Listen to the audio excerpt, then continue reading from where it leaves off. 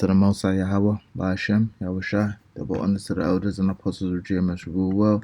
Shalom to the hopeful elect.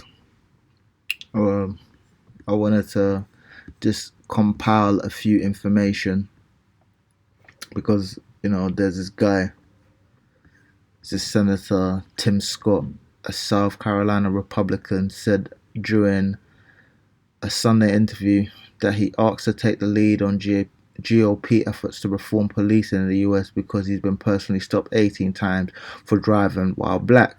Scott, the only current black Republican senator, has been meeting and negotiating with Democratic colleagues to hammer out significant police reform legislation. The effort to pass police reform began last year in the wake of the killing of George Floyd, an unarmed black man, by former Minneapolis police officer Derek Chauvin, who was convicted of the murder in a grand jury last month. And this is in quotes from him talking, one of the reasons why I was asked to lead this police reform conversation on my side of the aisle is because I personally understand the pain of being stopped 18 times driving while black, Scott told CBS News. Face the Nation. The GOP senator went on to say that he's also seen the beauty of police officers' actions, pointing to how they go door to door with him on Christmas morning to deliver presents to kids in the most undeserved communities. Which there's no such thing as undeserved communities. I think I bring an equilibrium to the conversation, Scott added. Later in the interview, Scott again pointed to his own experience being stopped by police for no apparent reason. Despite him serving in the Senate, I've been stopped several times in the last 3 years in the Capitol and on the street throughout the country, so I'm not having a conversation about some theory or philosophy, the lawmaker explained. Scott previously highlighted his experience of being stopped for driving while black in a Senate floor speech back in 2016. At that time, he said he'd been stopped by police 7 times in the past year. Imagine the frustration, the irritation, the sense of loss of dignity that accompanies each of those stops, the Republican said. I was doing nothing more than driving a new car in the wrong neighborhood or some reason just as trivial, Scott pointed out at the time. So this is all after he claimed America isn't racist, which it says update. After claiming America isn't racist, Tim Scott now called for police reform because he's been stopped 18 times for driving while black. Let's hear this idiot. A racist country. It's backwards to fight discrimination with different types of discrimination. I'm an African American who's voted in the South my entire life.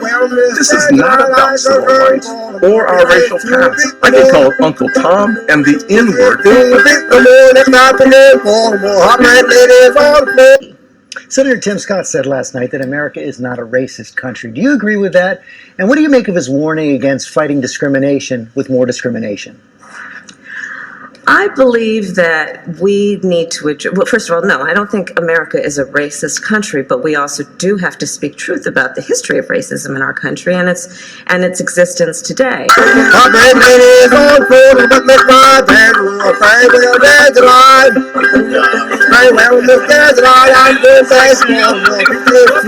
It just shows you these people have friggin' sold you out, man. And I just wanted to add this to this whole section. I'll just make a quick video about this. And the title is "Every Receipt Proving Candace Owens is a Con Artist Who is Following the Money." So it says, Owens now calls the NAACP one of the worst groups for black people, even though the organization helped her win a racial discrimination lawsuit in 2007. She accused some white boys of racially harassing and threatening to kill her.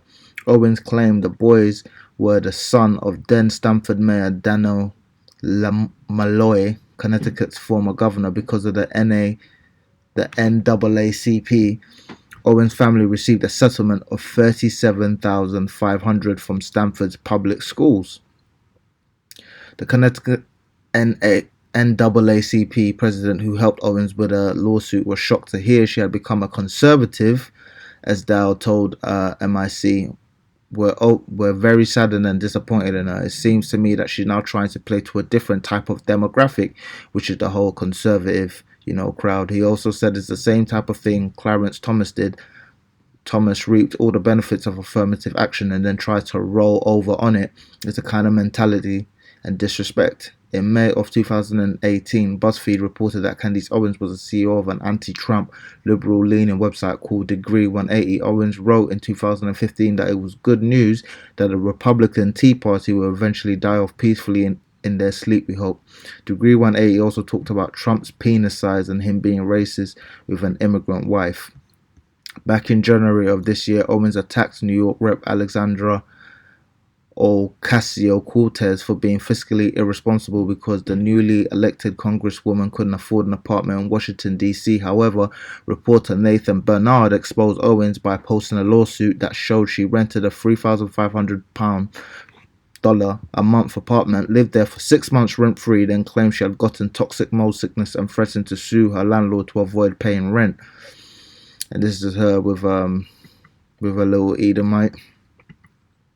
And there's all kinds of receipts for this woman. Black conservative clash and denounced Candace Owens over her comments over Ahmaud Arbery case, which is the young man who was killed by the police. I can't remember. I can't remember when he died, man. There's so many black people, who are killed, and this is her husband right here with the boys. And I'll just read this quick. They're called a Bullingdon Club, which Boris Johnson and David Cameron, which is a UK mayor, was in, and their team. In a video of Boris and Johnson speaking about his Bullingdon Club days. A bit of background on the Bullingdon Club. The Bullingdon Club are notorious for champagne swilling, restaurant trashing, pleb-taunting elitism. A woman who acted as a scout for potential members of the Bullingdon Club in the mid-1980s has said that female prostitutes performed sex acts at his lavish dinners. Women were routinely belittled, and that intimidation and vandalism were its hallmarks. In 2016, Ralph Perry Robinson, a Bullingdon member in the mid-1980s, confirmed that prostitutes attended club events.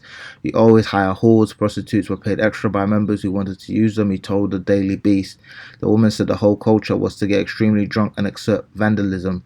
Every time someone was elected, they had to have their room smashed to pieces. People talk about the Bullingdon Club trashing places, but it was serious criminal damage.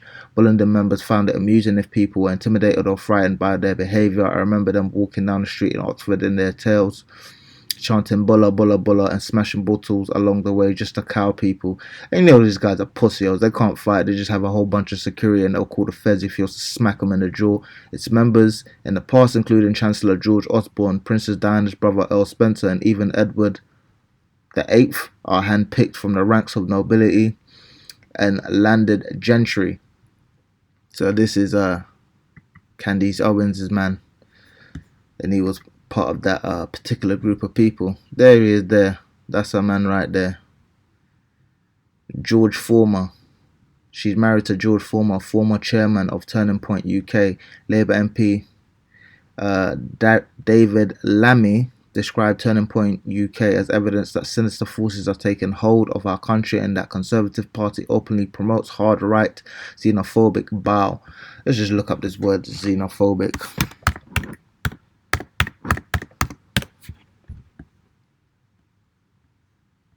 It's a fear or hatred of that which is perceived to be foreign or strange.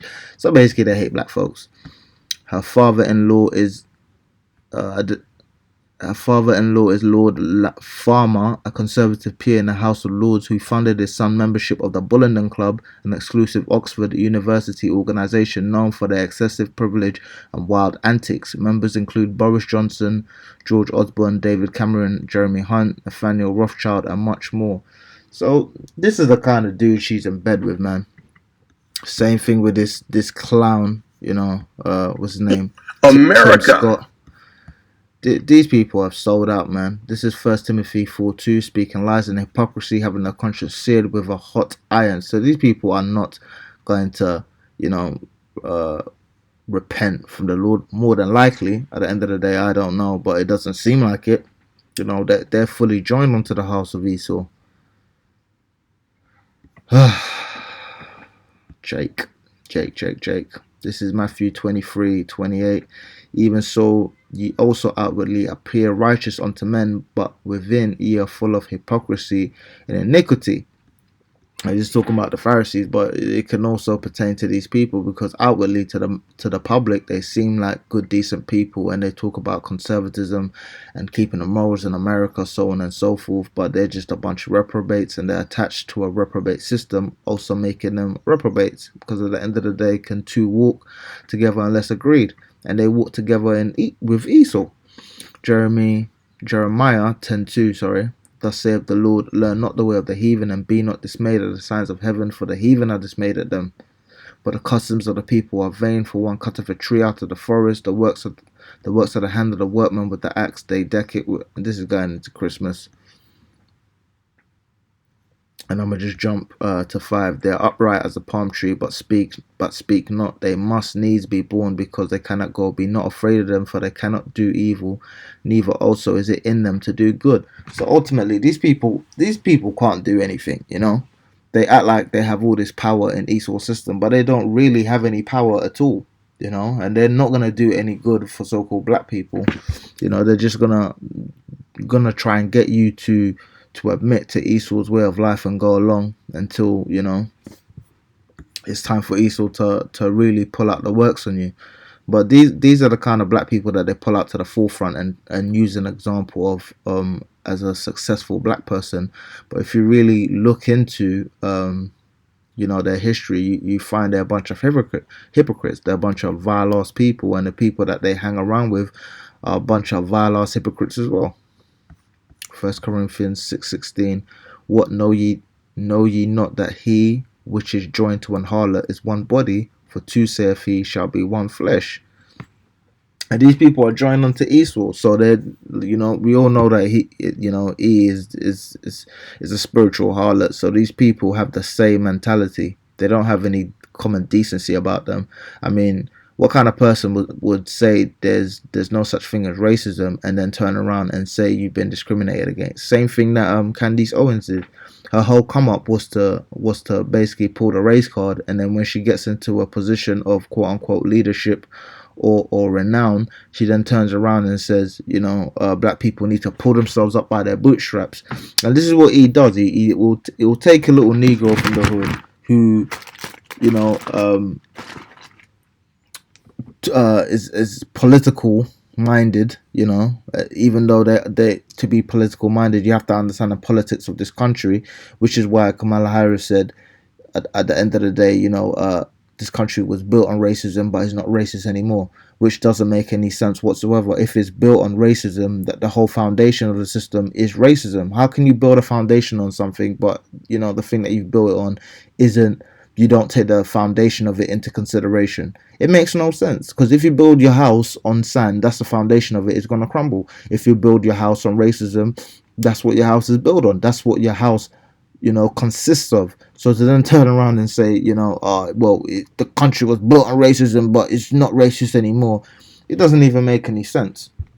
It just shows you that these people are hypocrites, and that they're was it a double-minded man is unstable in all his ways. These people are double-minded, so everything that they do actually is hypocrisy and makes no sense when you scrutinize it.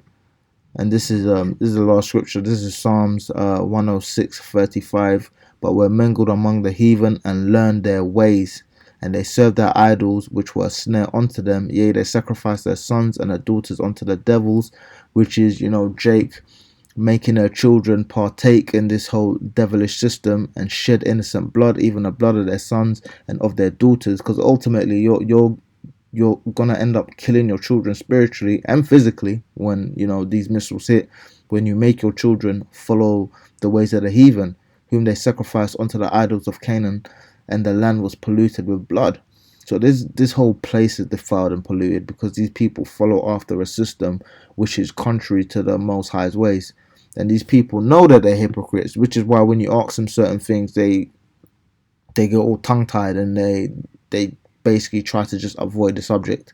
And they're hypocrites because when you look at their past and you look at the receipts and their history, it completely contradicts what they're currently saying. All praises to the Most High Yahweh Bashem Yahushai, double honors to the elders and apostles of GMS who rule well. Shalom to the hopeful elect.